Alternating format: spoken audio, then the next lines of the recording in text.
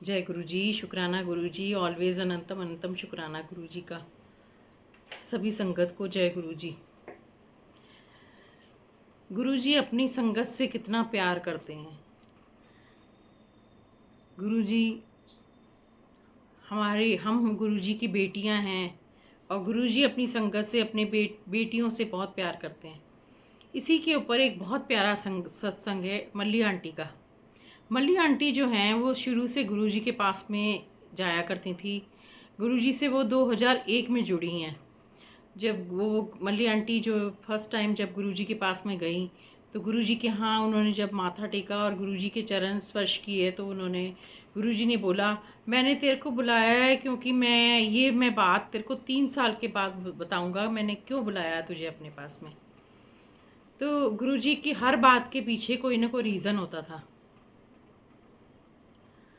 तो मल्ली आंटी जो हैं वो नए साल के सेलिब्रेशन पे हमेशा हर साल जाया करती थी गुरुजी के यहाँ पर। नई न्यू ईयर का जब बड़े मंदिर में सेलिब्रेशन होता था, कभी जलंधर मंदिर में हुआ करता था, तो मल्ली आंटी भी वहाँ जाया करती थी। तो मल्ली आंटी जो हैं एक बार ऐसा हुआ कि जब गुरुजी ने सेलिब्रेशन बड़े मंदिर की जगह जलंधर मंदिर में रखा तो और दूसरा फिर उन्होंने अपनी सारी संगत को बोला, दिल्ली की जो संगत थी उन्होंने गुरुजी ने बोला कि आप जो है सारे के सारे जलंधर आना, इस बार नए साल का सेलिब्रेशन जलंधर में करेंगे। तो मल्ली आंटी भी जो हैं वो अपनी सिस्टर को लेकर के जलंधर मंदिर में न्यू ईयर के सेलिब्रेशन में गई। वहाँ गए, वहाँ पर सेलिब्रेशन हुआ, बहुत अच्छा सेलिब्रेशन हुआ। गुरुजी ने वहाँ पे स्पेशल लंगर बनवाया, बहुत अच्छा सब संगत आई, खूब डांस गाने हुए, खूब अच्छे भजन चले वहाँ पे, गुरुजी की गुरबानी चली, सत्संग हुआ, फिर लोगों ने सबने नाच गाना डांस किया, वहाँ पे सेलिब्रेशन मनाया, नया साल सेलिब्रेट किया। जब सारी संगत चली गई तो उसके बाद कुछ संगत बची थी, उसमें जो है मल्ली आंटी थी, उनकी सिस्टर भी थी, बहुत सारे और संगत भी थी। तो गुरुजी ने बोला कि अब जितनी भी संगत जो है वो रात के जब 12 साढ़े 12 हो गए तो गुरुजी ने अपने कमरे में चले गए। तो गुरुजी ने बोला कि सारी संगत जो है मेरे कमरे में ही आ जाए। जो बची हुई संगत थी वो सब गुरुजी के पास में वहाँ जाकर उनके बेडरूम में चले गए। गुरुजी जाकर के बेडरूम में लेट गए। अब उन्होंने जो है मल्ली आंटी को बुलाया और उन्हें बोला कि आंटी इधर आ। आंटी गई तो आंटी को बोला कि चल सेवा कर। तो मल्ली आंटी जो है गुरुजी के चरण दबाने लगी। मल्ली आंटी बताती हैं कि जब वो गुरुजी के चरण फिर गुरुजी ने बोला कि मेरे पास आ। थोड़ी देर चरण दबाए, उसके बाद गुरुजी ने अपने हाथ दबाने के लिए मल्ली आंटी को बुलाया। जब मल्ली आंटी जो उनके चरण पर चरण दबा रही थी और हाथ दबा रही थी तो वो बोलती हैं कि मेरे हाथों में इतनी खुशबू जो थी, जब मैं गुरुजी के हाथ दबाती थी तो उसके बाद जो है मेरे हाथों में इतनी खुशबू होती थी। कहती हैं कि जब मैं घर जा गई तो रास्ते में हाथ सूंघ सूंघ के जा रही थी, इतना हाथ उनका खुशबू से भर गया। जब वो घर गई तो उसके बाद उस खुशबू की पूरी महक जो है पूरे घर में फैल गई।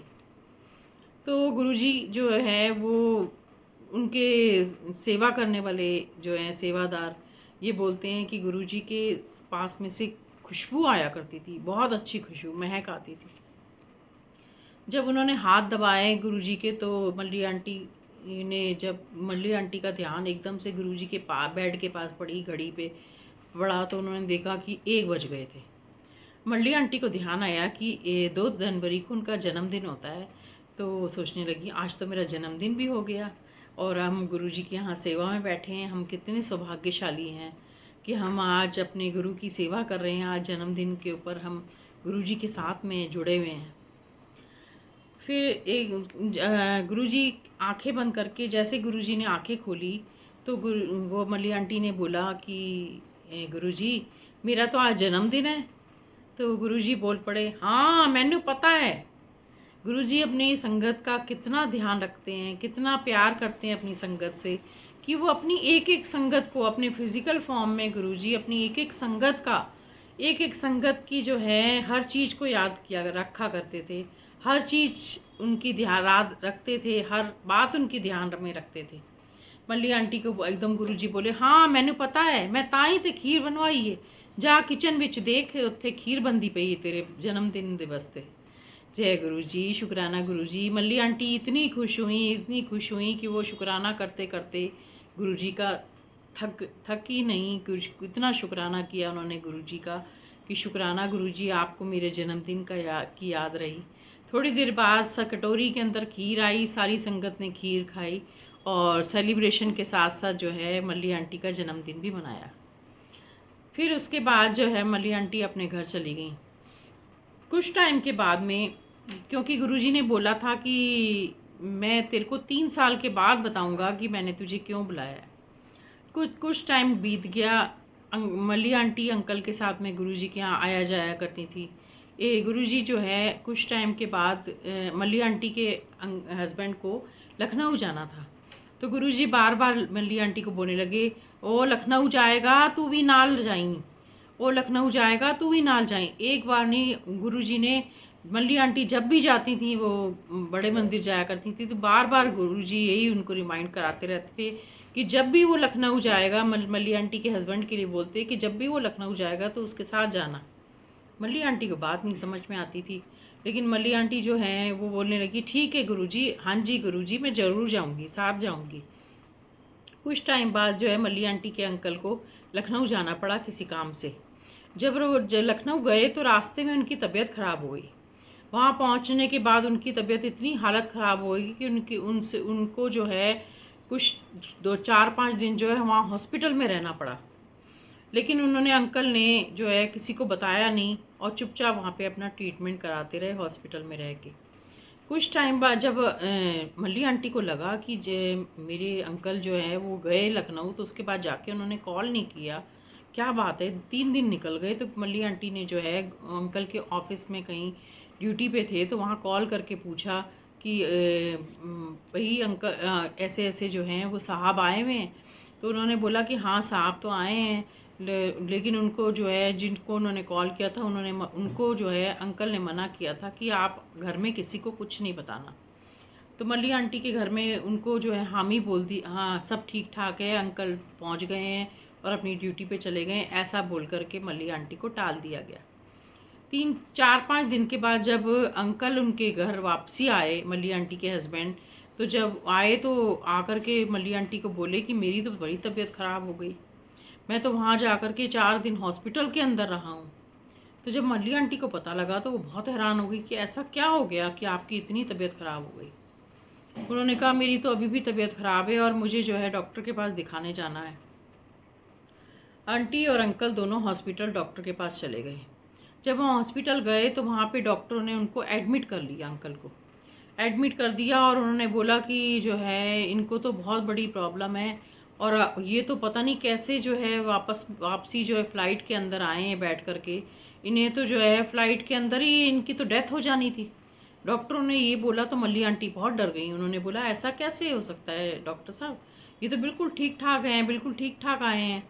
तो वो डॉक्टर्स बोलने लगे कि इनको हार्ट की बहुत ज़बरदस्त प्रॉब्लम है और इनका जो है हमें ट्रीटमेंट करना पड़ेगा और इनको हमें एडमिट करना पड़ेगा।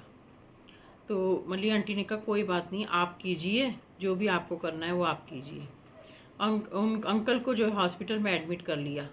कुछ 1-2 दिन निकले तो डॉक्टर ने जो अंकल को जवाब दे दिया। डॉक्टर ने बोल दिया कि अब जो है इनकी लाइफ हम सेव नहीं कर पाएंगे और इनको बहुत प्रॉब्लम है। तो मल्ली आंटी बहुत घबरा गई, ये क्या हो गया, ऐसे क्या बात हो गई कि जो है बिल्कुल ठीक ठाक, जो है 4 दिन पहले जो बिल्कुल ठीक ठाक अंकल थे और एकदम से उनकी तबीयत ख़राब हो गई। तो मल्ली आंटी जो है हमेशा अपने पास में जो है गुरुजी का पॉकेट स्वरूप रखा करती थी। तो उन्होंने जो है अपना गुरुजी का पॉकेट स्वरूप निकाला और गुरुजी के आगे अरदास लगाई उन्होंने, क्योंकि मल्ली आंटी को तो पूरा विश्वास था। उन्होंने कहा कोई बात नहीं। तो मल्ली आंटी ने अपना कॉल किया, दिल्ली कॉल करके, और अपनी फ्रेंड को बोला कि तू बड़े मंदिर जा और वहाँ जा कर के गुरुजी को सारी बात बता। जब वो आंटी की जो फ्रेंड थी वो बड़े मंदिर गई और उन्होंने वहाँ जा कर के सारी बात बताई, तो गुरुजी ने बोला, हाँ मैनू पता है सब कुछ, मैनू सब कुछ पता है ओदा, वो बिल्कुल चंगा हो जाएगा, कोई दिक्कत नहीं है। फिर जो है जब मल्ली आंटी ने भी गुरुजी के आगे अरदास लगाई, तो 2 दिन के बाद में डॉक्टरों के पास में जो है, जो अंकल एडमिट थे, धीरे धीरे करके वो बिल्कुल इम्प्रूव होने लग गए। और डॉक्टर भी हैरान हो गए देख कर के कि जो इंसान 2 दिन पहले बिल्कुल ऐसा लग रहा था कि है ही नहीं, कि अब ख़त्म होने वाले हैं, उनके अंदर इतना अच्छा इम्प्रूवमेंट कैसे हो गया।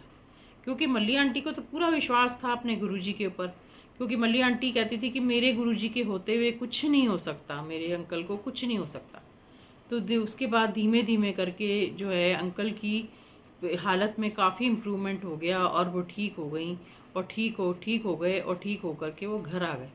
जय गुरुजी, शुक्राना गुरुजी। ऐसे गुरुजी अपनी संगत से प्यार करते हैं। फिर जब वो जब ठीक हो गए तो आंटी और अंकल गुरुजी के पास शुक्राना करने गए।